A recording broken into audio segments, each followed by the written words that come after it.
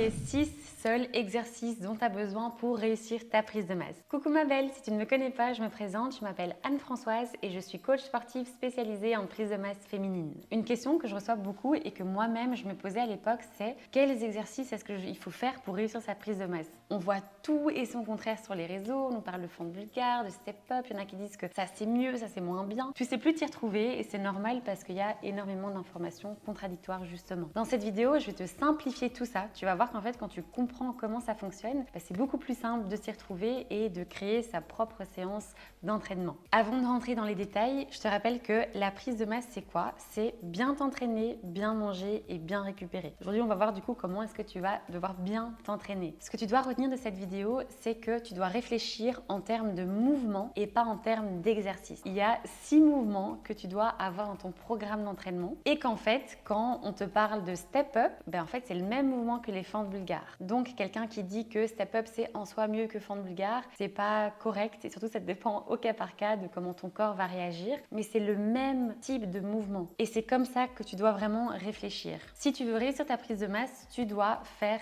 6 types de mouvements que je vais te présenter dans cette vidéo et tant que tu inclus ces 6 types de mouvements, tu feras une prise de masse harmonieuse dans ton corps de manière générale. On va commencer par les mouvements qui concernent le haut du corps parce que déjà c'est plus simple je trouve et puis comme ça je te garde bien attentif pour la partie bas du corps qui t'intéresse probablement plus. Au niveau du haut du corps, retiens qu'il y a 2 types de mouvements. Les mouvements de poussée et les mouvements de tirage, ok? Le premier mouvement que tu dois avoir dans ton programme d'entraînement, c'est le mouvement de poussée horizontale. Ces mouvements-là, ils travaillent principalement les triceps, les pecs et les épaules. Ça inclut tout ce qui est développé couché, les pompes, la presse convergente, etc. Et c'est le premier mouvement qui est important à intégrer dans tes séances au niveau de la poussée. Le deuxième type de mouvement, ce sont les mouvements de poussée verticale. Ici, on bosse les épaules et les triceps avec des mouvements comme le développé militaire ou par exemple les pompes que tu fais en pike. Donc c'est une position différente au niveau des pompes. C'est important pour que tu n'aies pas de déséquilibre que tu travailles tant les mouvements de poussée horizontale que les mouvements de poussée verticale. Toujours au niveau du haut du corps, et c'est le troisième type de mouvement qui est important que tu incorpores, ce sont les mouvements de tirage horizontal. Ça comprend tous les mouvements où tu vas tirer de manière horizontale vers toi. Par exemple, la machine tirage horizontal à la poulie, ou parfois on l'appelle tirage poulie basse, le rowing à la barre,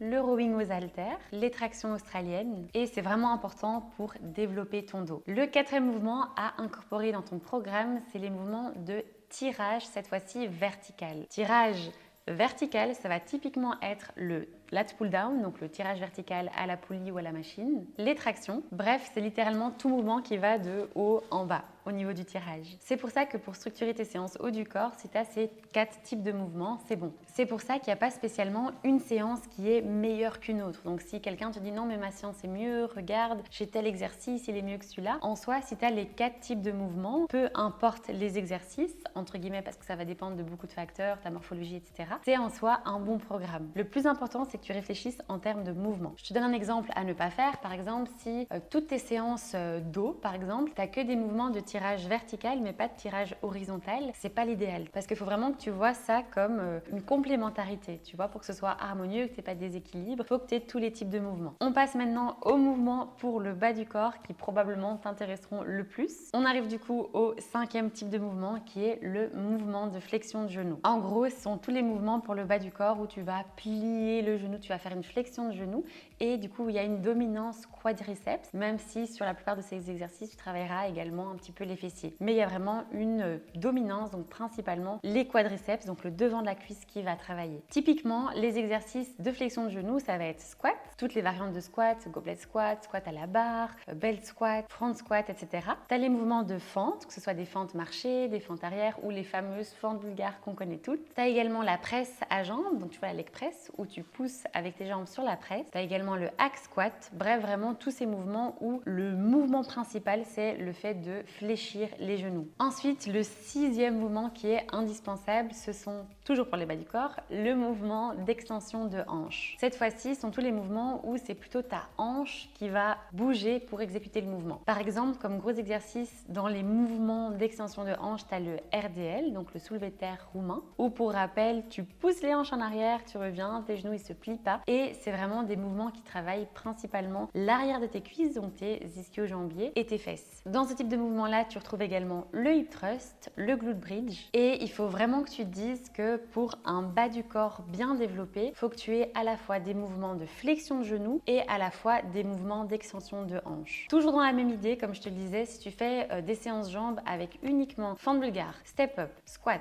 leg press, sans faire de mouvements d'extension de hanches, malheureusement déjà tu risques d'avoir des problèmes de genoux parce qu'il peut y avoir un déséquilibre au niveau du développement de tes quadriceps versus tes petits ischios comme moi qui sont très petits et moins développés l'arrière de mes cuisses. C'est pas l'idéal. Mais ça te permet surtout de vraiment développer de manière maximale et optimiser ton bas du corps. Le fait d'avoir ces deux types de mouvements dans ton programme d'entraînement. Ça veut aussi dire que quand tu vois quelqu'un qui dit ne fais pas de fente bulgare, fais des step-up, parce qu'en soi les step-up c'est beaucoup mieux, ça reste le même mouvement. Donc en fait ça dépendra d'une personne à une autre. Tu as des personnes qui vont mieux réagir au step-up, d'autres qui vont mieux réagir aux fentes bulgares. Ça dépend un petit peu. Mais il n'y a pas de meilleur exercice en soi. En fait c'est vraiment le mouvement qui compte. Ça veut aussi dire que peut-être que si tu te demandes mais le hip thrust, est-ce que c'est mieux de le faire à la machine? J'ai vu sur TikTok que c'était mieux de le faire à la barre libre. Ben, en fait, c'est toujours la même logique qu'il faut avoir. Le hip thrust, c'est un mouvement d'extension de hanche. Donc, tant que tu fais ce mouvement d'extension de hanche, j'ai envie de dire à la barre libre, aux haltères, peu importe comment est-ce que tu le fais, tant que tu fais le mouvement et que tu portes de plus en plus lourd, c'est bon. Une fois que tu réfléchis vraiment en termes de mouvement, tu vas voir que ça va tellement te simplifier la tâche et tu verras aussi pourquoi